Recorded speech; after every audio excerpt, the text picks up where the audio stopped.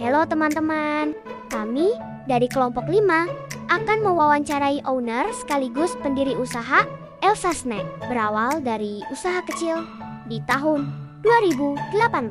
Elsa Snack tumbuh menjadi camilan favorit di Pasar Sentral, Cikarang Selatan, Kabupaten Bekasi. Di baliknya ada kerja keras dan dedikasi Bapak Nedi Junedi sebagai pemilik usaha. Tanpa berlama-lama lagi, yuk kita tonton videonya. Halo teman-teman, saya Muhammad Ide Banyak Kurniawan dari Indonesia Baraja. Saya Indonesia ya. Kita dari Produk yang saat Universitas Pedong saat mau mewawancarai founder dari Elsa Snack. Tonton videonya ya. Dadah.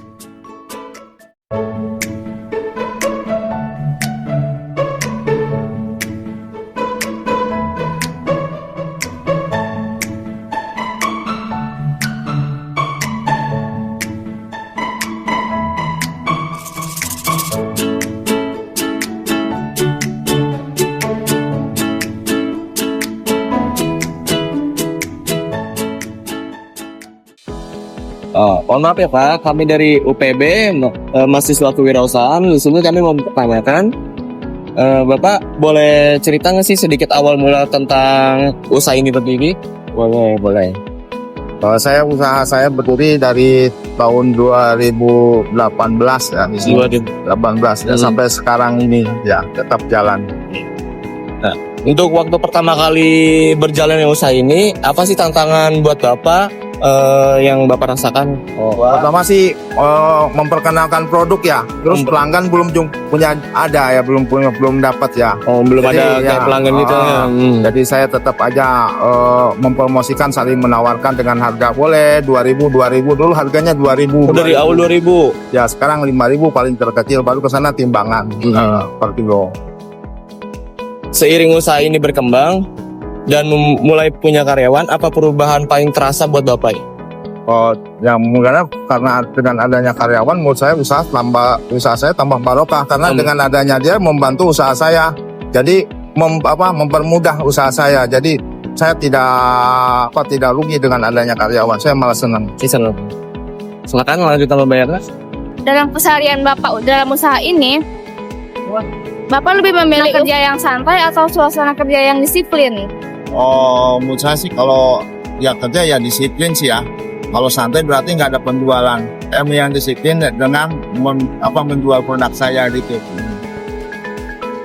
Terus menurut Bapak, apa sih yang paling penting agar hubungan karyawan dengan Bapak itu terjalin dengan baik gitu? Saya tidak membedakan karyawan dengan saya sebagai yang pengusaha gitu ya. Tetap sejalan, tidak terlalu kalau orang lain sih agak judes-judes sih sama karyawan, maaf ya. Saya enggak makan bareng ya, enggak ada, jaga jarak gitu. Biar kelihatan keluarga. Terus ada rasa tanggung jawabnya gitu aja. Karena kalau kita dengan baik dengan karyawan juga akan merasa malu. Ya akan bertanggung jawab dengan usaha kita. Ya.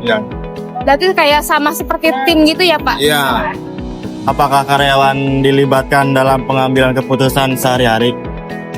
Dilibatkan juga masalah penataan ya atau cara packing itu pasti dilibatkan karena untuk kedepannya kalau saya mungkin lagi belanja dia akan bisa mandiri. Kalau saya ada keperluan keluar dia bisa berjualan sendiri, pasti dilibatkan. Dari pengalaman selama ini, pelajaran kepemimpinan apa yang bisa diambil dari Bapak selama bekerja sebagai pemimpin di usaha ini?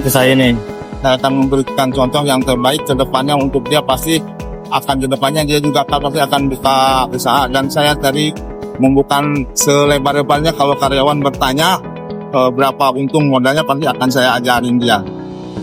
Nah, itu. Oke Pak, harapan apa sih yang Bapak harapkan ke depannya untuk kerja sama tim sama usaha Bapak tuh?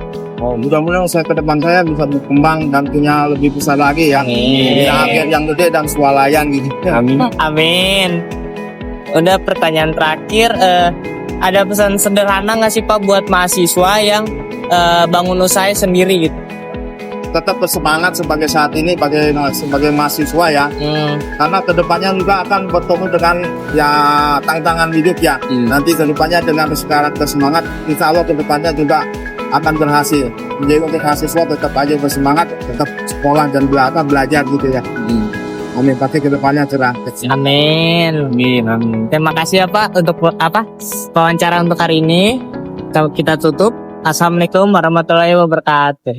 Dari wawancara ini dapat kita simpulkan bahwa kepemimpinan bukan sekadar tentang posisi atau jabatan, melainkan tentang bagaimana seorang pemimpin mampu membimbing, melindungi, dan menumbuhkan orang-orang di sekitarnya. Melalui wawancara ini, kita melihat bahwa sikap kepemimpinan yang mengayomi memiliki peran penting dalam menciptakan lingkungan kerja yang sehat dan produktif.